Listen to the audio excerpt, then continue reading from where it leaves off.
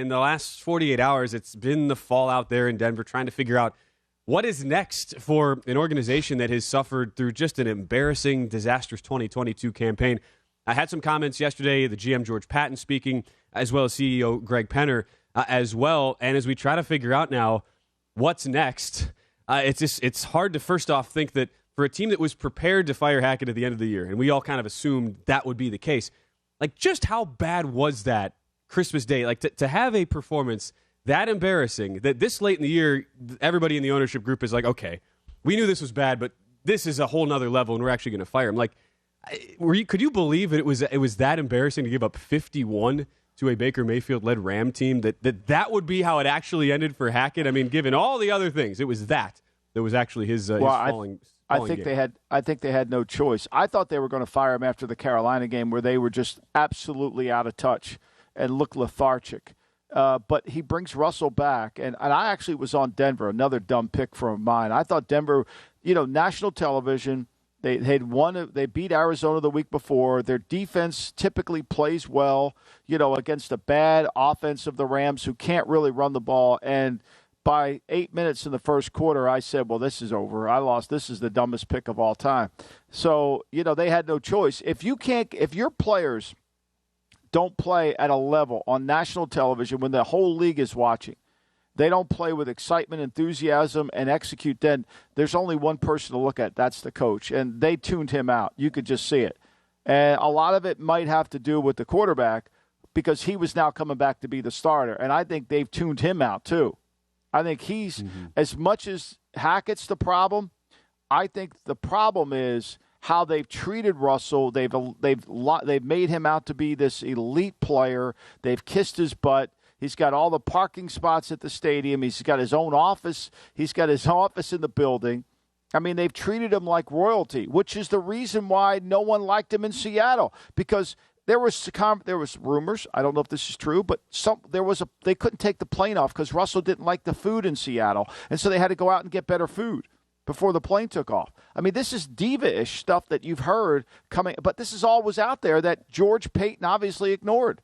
Yeah, it's wild to think about. And when you compare other quarterbacks, it's not like he's the first to have done that. Again, like the room, and having an office in the locker room. I mean, Brett Favre infamously had that in his final years in Green Bay. The difference was he was beloved by everybody because he actually cared, went to his teammates and made sure that they were all taken care of.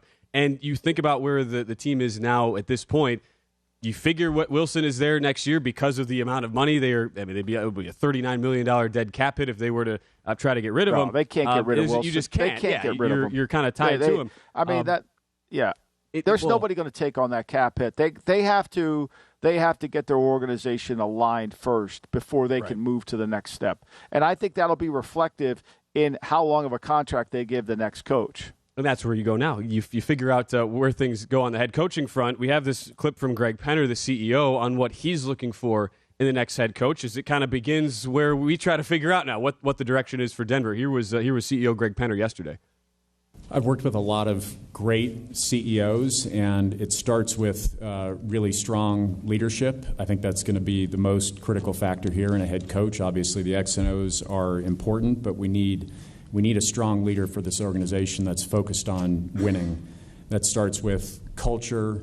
It's instilling a sense of accountability, discipline, and we need an identity on offense. But at the starting point, it's got to be about culture and leadership, and those characteristics are what we'll be focused on the most.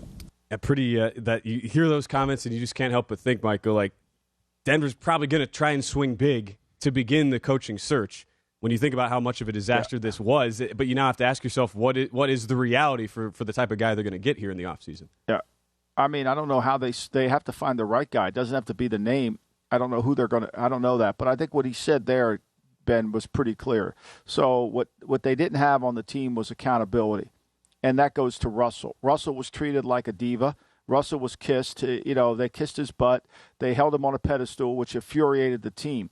So there was no accountability. Nobody took Russell on. Nobody took the other players on. There was no discipline on the team. He used the word discipline. There was no discipline on the team. There was nobody being demanded. Nobody was being pushed. And then he said he wanted a leader and a culture. They don't have a culture in the building because the general manager was the one determining the culture. That can't happen in the NFL. This has got to come from the head coach has got to be the chief figure-out officer. This was a refreshing video, that one of the best I've ever seen from an owner in my time in the league about understanding what the position truly is as a head coach. He didn't say play caller. He said, we need a leader.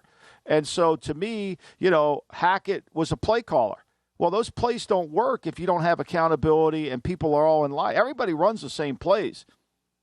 Nobody's running a revolutionary offense. It's how you hold players accountable and what you tolerate as a coach and what you're demanding and how you coach the coaches.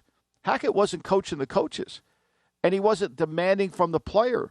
And so he created the dissension and the misalignment within his own locker room. You could see it. I saw it against Carolina. I mean, if I would have been the general manager, I would have fired him then. And I like his father, and I don't want to be mean towards him, but he wasn't ready to be a head coach. Now, George Payton in his job is kind of interesting because George clearly doesn't know what it takes to be a head coach in the NFL. He picked Hackett. So what the owner just said there was he's going back to becoming the director of player personnel because we do have some good players here on the team. But in terms of him running the team, no, that's not going to happen. And you figure that because of that, wouldn't it be surprising if Denver, as a result, was willing to bank on a first-year head coach taking that job, even if somebody wowed them in the interview room and really got them to buy in that they're more than just a play caller? Don't you think it's got to be more of a veteran guy that they're looking at? It's going to be fascinating when he goes to start interviewing candidates because all of them are going to come in with their playbook. None of them are coming in with the leadership book. None of them are coming in with the leadership. They're all coming in with their playbook. And they're all coming in with their list of who they're going to hire to subcontract the team because that's how the process has gone for the last 10 years through Bob Lamont, Richmond Flowers, and all these guys that have gotten jobs. I mean, Richmond Flowers, the agent for Hackett, he double-dipped throughout the organization. He made millions in there because all the coaches on that staff are from Flowers. So, to me, he's going to get cold water on his face when he starts to bring in, okay, let me go talk to Ben Johnson at Detroit. Okay, great. Ben's saying, all right, Ben's not going to talk about leadership. Ben's going to talk about how he runs this offense and how he's going to make the quarterback better. Who's going to talk about how we build culture? Yeah. Who's going to talk about how we create alignment? Those are hard things to do. To me, what he was saying in that, he's better off going to get a college coach. Well, that's why the one big name that a lot of people will throw out, Sean Payton. There was the report yesterday coming out. I don't know what you think about this. Mike Florio of Pro Football Talk says the worst-kept secret in league circles is that Sean Payton, if he coaches in 2023, would return to the New Orleans Saints. I don't know if you've heard anything that would line up with that, Michael. But I mean, that's been going around for a while, and certainly they own his rights, right? So I think we tend to forget the rules when some of these websites out there or talk radio, like the Saints own his rights. So you have to satisfy the Saints. If he wants to coach again, you have to satisfy the Saints in terms of them releasing him from his contract. That's a problem, okay? That's a problem. And maybe with the year off, Sean's more comfortable. Maybe he feels a lot better, and he's healthier and he feels like, okay, I'm ready to go back at this and let's go figure out who's going to be my quarterback and move forward. And maybe I'll bring Tom Brady in for a year. I wrote this on Tuesday. Brady's probably got 3 more games left in Tampa and nothing else. You could just feel it. Like as I talked about in the column, I mean, it's not Brady-ish. It's not how he's used to doing things now. And so he's not going to want to be there. Does he keep playing? I don't know.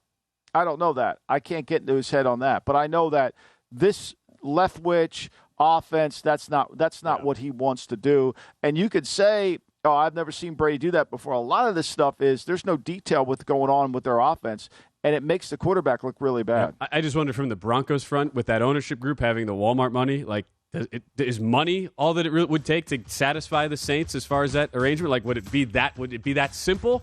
I think Sean. I don't know if Sean has run an organization before.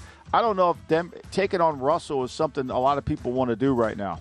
You better have some. You better have some juice. Oh yeah, It's a big ask, especially what will be the weight of the shoulders on whoever takes that job for Denver. Go to VSiN.com/subscribe to become a VSiN Pro subscriber today.